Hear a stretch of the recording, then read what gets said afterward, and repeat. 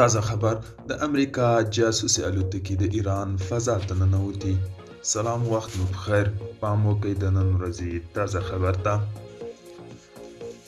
یو شمېر سرچینې وایي چې د امریکا جاسوسي الوتکي د ایران فضا ته ننوتي دي. دا الوتکې د ایران پر فضا ګرځېدلي او د دغه هیواد GPS سیسټم یې فلج کړی دی.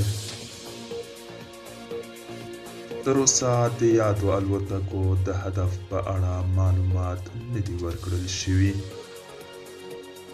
خو وړمه ورځ امریکا ویلي وو چې که ایران سره مذاکرات ناکام شول نو بل انتخاب به خطرناک وي. خو ایراني رسنیو تر اوسه په دې اړه څه نه دي ویلي.